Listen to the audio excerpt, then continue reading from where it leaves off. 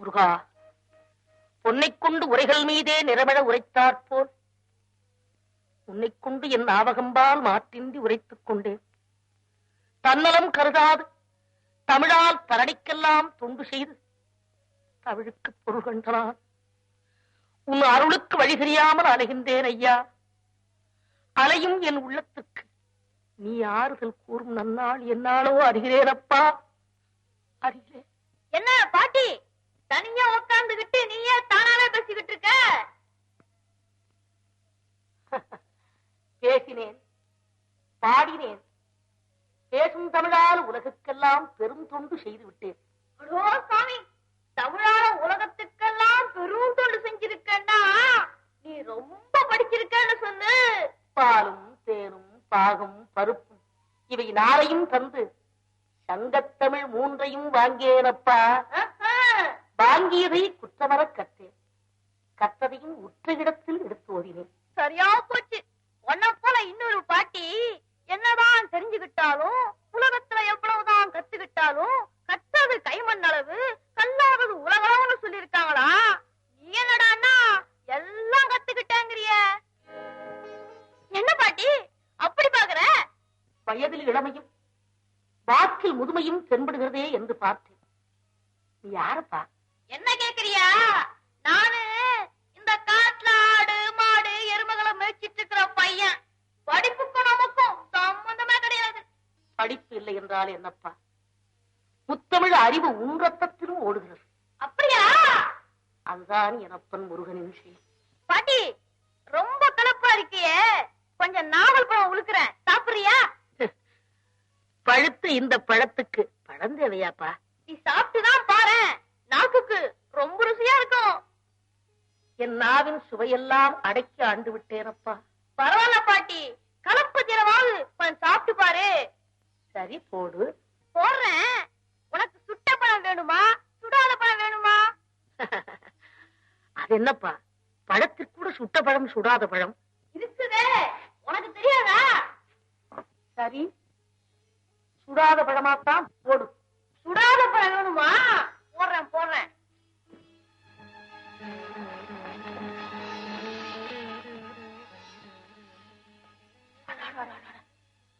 பழமெல்லாம் மண் மண். என்ன பாட்டி பழம் சுடுதா? முருகா, கருங்காலி கட்டைக்கு நானாத கோடாலி இரு கதலி தண்டுக்கு நானும். பாட்டி பாட்டி நீ என்ன சொல்ற? பெரும் பெரும் கருங்காலி கட்டைகளுக்கெல்லாம் வளையாத இந்த இருப்பு கோடாலி இளம் வாழைத்தண்டுக்கு வளைந்து விட்டதே என்று பார்க்கிறேன் அப்பா. எதனால் அப்படியாச்சு? மனமென்னும் தோணி பற்றி மதியென்னும் கோலையூன்றி தமிழென்னும் சரக்கையேற்றி புலமையென்னும் கடலில் ஓடினேன். அங்கே ஆளவம் என்ற பாறை தாக்கிவிட்டது. அதனால் வந்த வினையப்பா, வினை. ஓஹோ, ஆளவங்கிற பாறை தாக்கிட்டதோ? அப்பா, நீ மாடு மேய்க்கும் சிறுவனே அல்ல. நிச்சயமாக சொல்லுகிறேன், முத்தமிழுக்கும் தெய்வம் நீ. இந்த அவையை சோதிக்காதே. என் தமிழ் மீது ஆணை, நீ யாருன்னு சொல்லிவிடு, சொல்லிவிடு. பாட்டி, உனக்குத்தான் எல்லாம் தெரியுமே, எங்க நான் யாருன்னு நீயே சொல்லு பாப்போம். எனக்கு ஒன்றும் புரியவில்லையேப்பா. நல்ல நிதானமா கண்ணை மூடி சிந்திச்சு பாரு, நான் யாருன்னு புரியும்.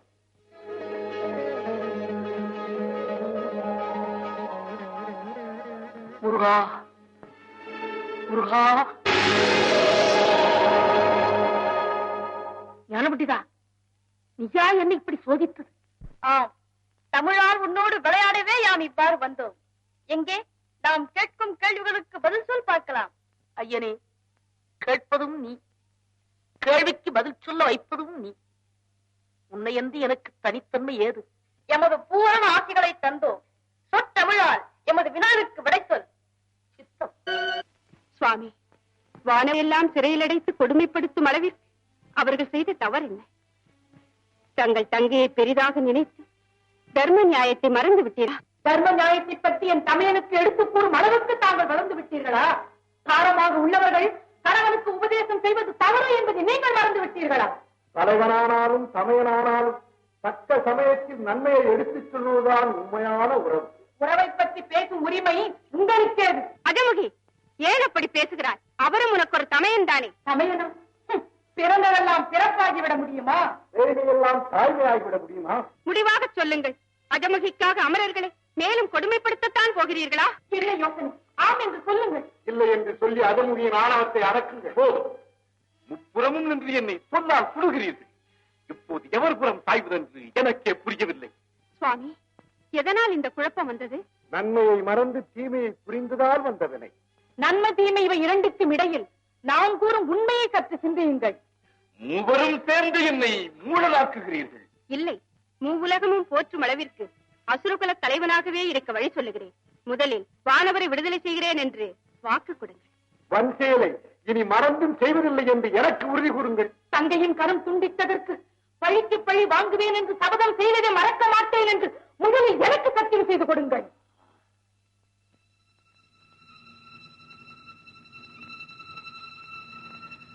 அஜமுகி, ஓடும் என் மனோரதம் உன் வழிதான் செல்கிறது. உன் முடிவே என் முடிவு. வருகிறேன். சுவாமி, சுவாமி, காலம் கடந்து கொண்டே இருக்கிறது. கடுமையான தண்டனைகளுக்குள்ளாகி சூரனின் கொடுமைகளை வானவர்கள் சகித்துக் கொண்டே இருக்கின்றனர். குமரனோ உங்களை விட வேடிக்கை விளையாட்டுகள் புரிந்த வண்ணம் இருக்கிறார். தாங்களும் மௌனம் சாதிக்கிறீர்கள். இப்படியே இருந்தால் அல்லல் படும் அமரர்களின் நிலை என்ன ஆவது? உமா, சமயம் வந்துவிட்டது. சரவணனால் சூரனுக்கு மரணம் சமீபித்து விட்டது.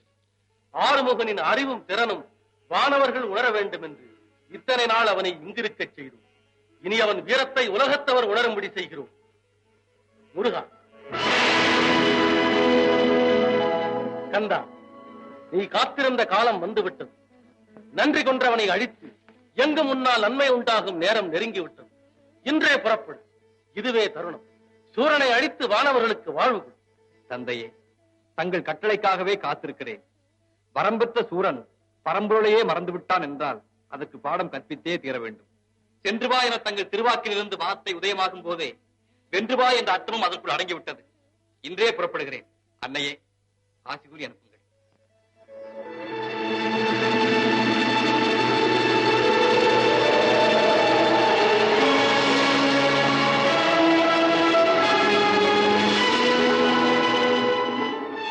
முருகா, எனது வல்லமையால் உருவாக்கப்பட்ட சக்தி வேல் இது.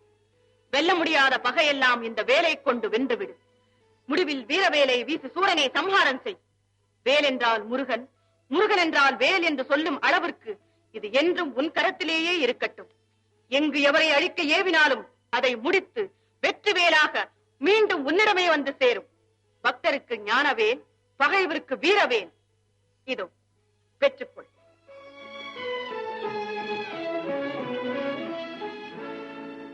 வேலவா, வேலோடு செல்லும் உன்னுடன் ஒரு மாபெரும் வீரனையும் துணையாக அனுப்புகிறேன். வீரபாகு, நீயும் உன் சகோதரர்களும் பூதப்படைகளுக்கு தலைமை தாங்கி முருகனுக்கு துணை புரியுங்கள். வெற்றி வேலனுக்கு துணை வீரபாகு என்ற தத்துவத்தை மறக்காமல் வெற்றி வெற்றி என்று சென்றவிடமெல்லாம் சிறப்படையுங்கள். தக்க சமயத்தில் பக்தர்களை காக்கும் இறைவா, ஆணவ பேயாகி ஆடுபவர்களை எல்லாம் முடிவில் ஆட்டி வைத்து அடக்கி வைக்கும் தலைவா, உங்கள் திருக்கண் அசைந்தால் போதும், அசைத்து விடுவோம் அசுரர்களை. செய்யென்று ஒரு வார்த்தை உங்கள் திருவாக்கில் இருந்து வந்தால் போதும், பொய்யர்களை அழித்து மெய்யுணர்வை நிலைவரச் செய்கிறோம்.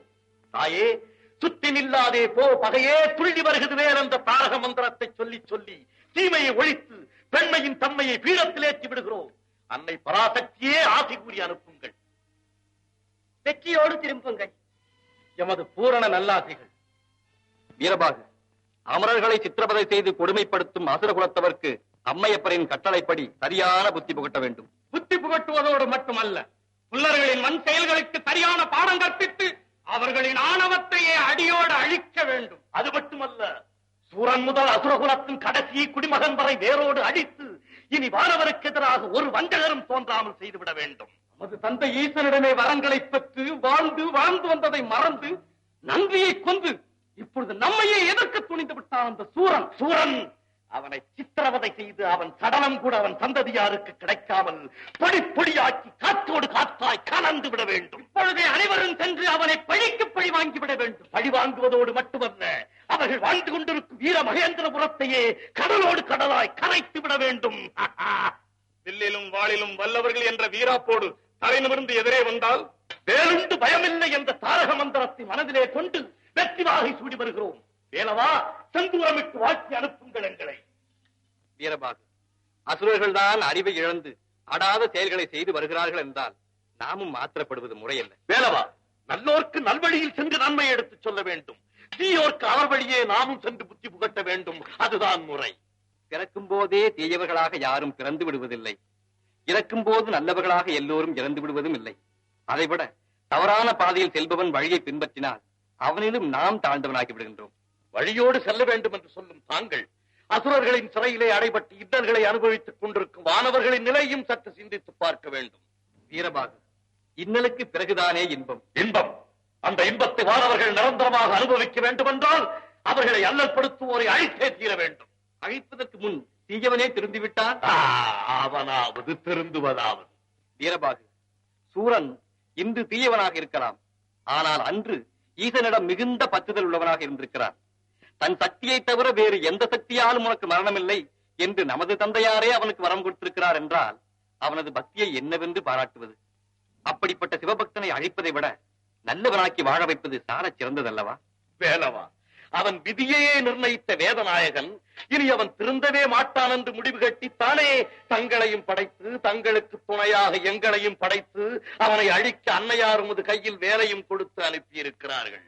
நவகுமாரர்களே, முடிவாக உங்கள் கருத்து என்ன?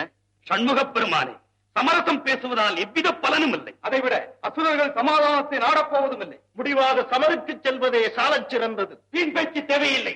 சூரனை வதைத்து நீதியை காக்க வேண்டும். அதற்கு வல்லமை தந்திடுவாள் அன்னை பராசக்தி வாழி என்றே துதித்து வென்று வருவோம் பகையை.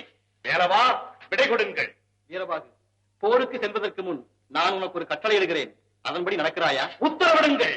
நான் மட்டும் தனியே சென்று விளங்கிட்டு சூரனை மட்டும் இங்கு கொண்டு வந்து நிறுத்தவா? வேண்டாம், ஒரு முறை சூரனிடம் நீ தூது சென்று வா. தூதா? நேர்மையாக நடக்கும் போருக்கல்லவா தூது? வீரபாகு, சொன்னதை செய்.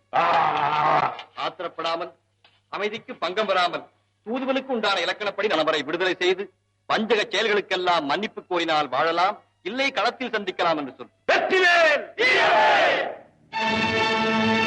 எம்மை வெல்லும் அளவு அந்த குமரனுக்கு வல்லமை எங்கிருந்து வந்தது? எவர் கொடுத்த சக்தி அது? எப்படிப்பட்டவன் அவன்? யாராயிருக்கலாம்? அவரையா யாரென்று கேட்கிறாய்? உன்னை ஒழிப்பதற்கென்றே உலகில் தோன்றியவர், வேலோடு வந்திருப்பவர், உன்னால் வேதனைப்படும் அமரர்களை விடுவிக்கப் போகிறவர். வேலன், வேதத்திற்கு சீலன், பார்வைக்கு பாலன், பகைவர்க்கு காலன். எத்தனை பெயர்கள் அவனுக்கு! கந்தன் என்பார், கடம்பன் என்பார், கார்த்திகேயன் என்பார், முகனன்பார், முகனன்பார், சண்முகனன்பார். உன்னையும் அழித்த பிறகு சூரனையும் வதைத்த சூரன் என்பார். போது நிறுத்து.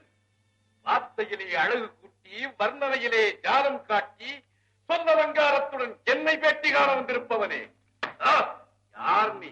சொல்லுக்கும் பொருளுக்கும் முத்தமிழுக்கும் தமிழின் இனிமைக்கும் ஆயகலை 64க்கும் 6 சாஸ்திரத்திற்கும் 4 வேதத்திற்கும் உன்னை பழமைக்கும் பின்னை புதுமைக்கும் தலைவனவன். அவனே வேலவன். அவன் அனுப்பிய தூதுவன் வீரபாகு தேவன். ஓ, வேலவன் அனுப்பிய தூதுவனோ? தூதுவன் மட்டுமல்ல, உனக்கு நன்மையை எடுத்து ஓதுபவனும் கூட. சூரன் மட்டும் பேசட்டும், மற்றவர் வாயடக்கி இருக்கையில் அமரட்டும். சற்று பொருங்க. இவனை நான் பார்த்துக் கொள்கிறேன். நீ பார்த்துக் கொள்வாய், நான் பார்த்துக் கொள்வேன்.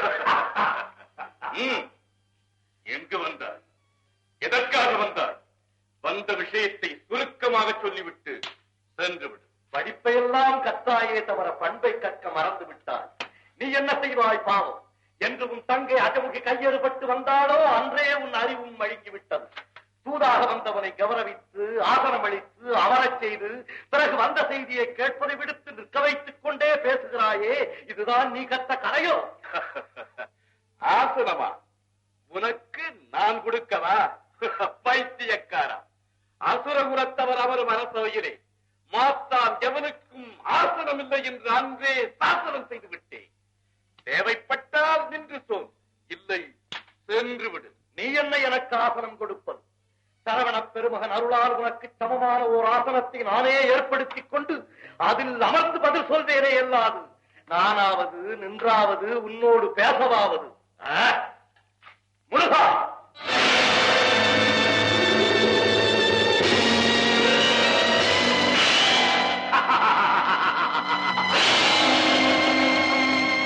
உனக்கு சிம்மாசனம், எனக்கும் சிம்மாசனம்.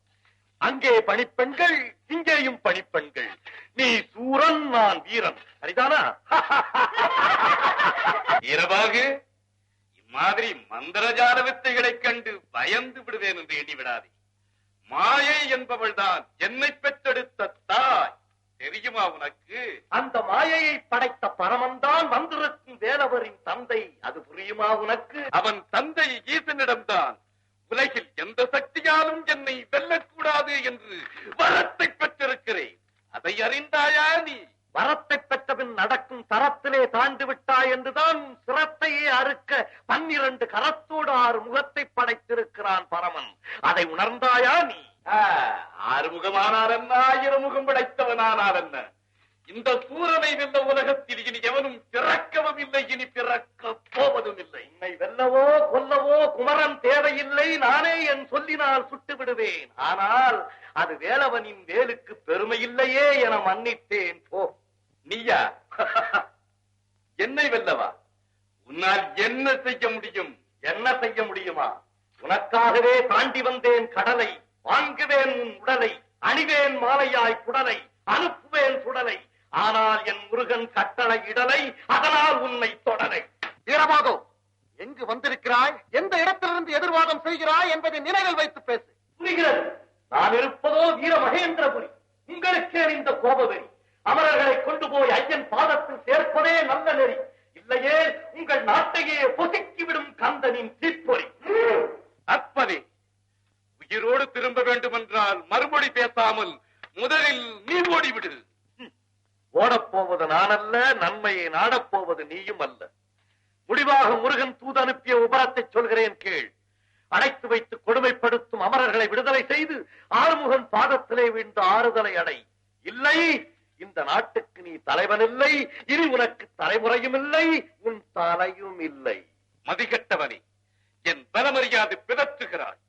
ஒருவனாக வந்திருப்பதால் நீ உயிர் தப்பினாய். போய் உன் தலைவரிடம் சொல், இந்த ஊருக்குள்ளே வந்து போருக்கு வந்தது தவறு என்று உன் முருகனை என் காலில் விழச் சொல். வேண்டுமென்றால் யாருக்கும் தெரியாமல் மன்னிப்பளிக்கிறேன். சூரனே, என்னே உனது தலைகணம். வேண்டாம் இந்த அற்ப குணம். நன்மையை நாடுவதே நல்ல இனம். இதுவே தருணம். ஐயன் பாதத்தில் அடைந்து விடு சரணம். இல்லையே நாளை நிச்சயம் உனக்கு மரணம், மரணம், மரணம். சரணமும் மரணமும் சூரனுக்கில்லை, உன் சரவணனுக்கென்று சொல். அறிவில் அந்தகனாகி ஆணவத்தின் சிகரமாகி நீதியை நஞ்சாக்கி நெறிமுறையை காற்றிலே பறக்க விட்ட அசுரகுல தலைவனே, நீயும் உன் பரம்பரையும் நிச்சயமாய் வேலவனின் வேலுக்கு இறை. அதுதான் முறை. இதுவே என் முடி உரை. வருகிறேன். என்ன சொன்னாய்? ஒரு தூதாக வந்த என்னை கொல்வது உனக்கு பாவம். அதைவிட தூதாக வந்த நான் உன்னை கொல்வது எனக்கு பாவம். களத்திலே சந்திப்போம். வரட்டுமா? சிறுவனே, செத்து முடியாமல் வந்த வழியே சென்று விடு.